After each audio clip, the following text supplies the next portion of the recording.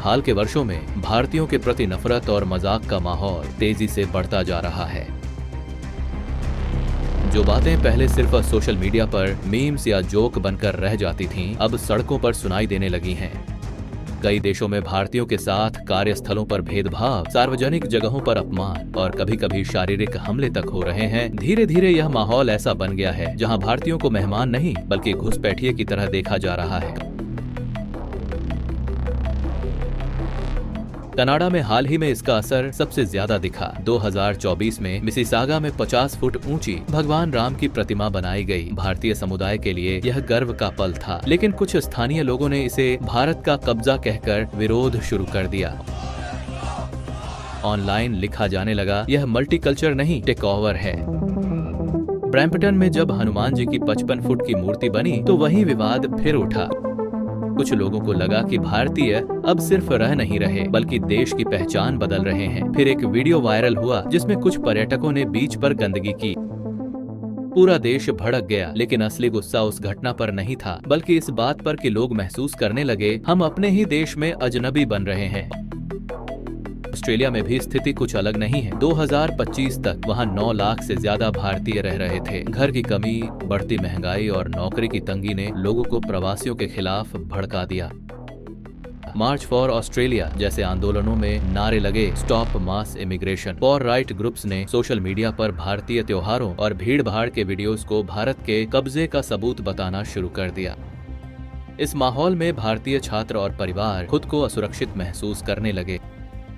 Britain में भी बहस वही है, क्या भारत से आने वाले प्रवासी बहुत ज्यादा हो गए हैं? 2022 में ब्रिटेन में नेट माइग्रेशन रिकॉर्ड स्तर पर पहुंचा, 7,45,000 लोग।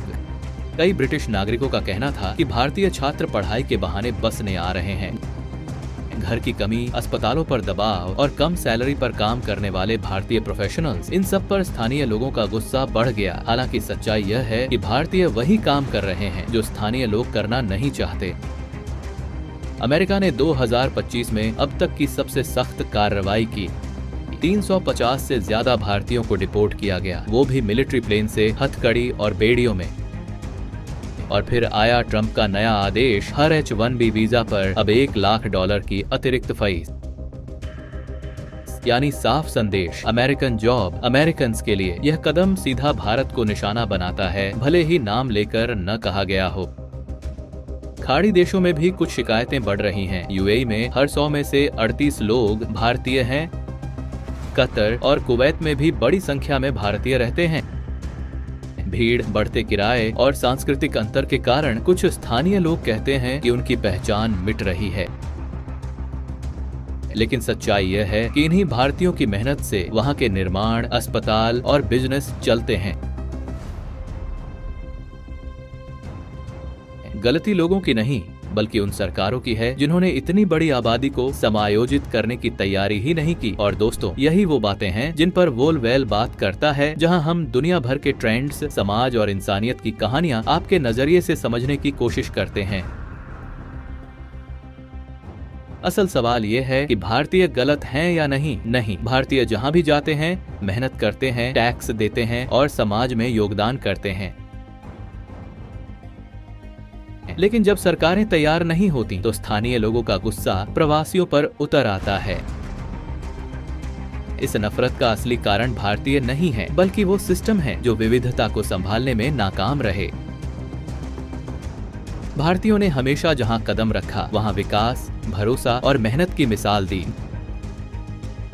दुनिया को समझना होगा, भारतीय समस्या नहीं समाधान है। और अगर समाज को साथ लेकर चलना है तो नफरत नहीं, समझ और सहयोग की जरूरत है।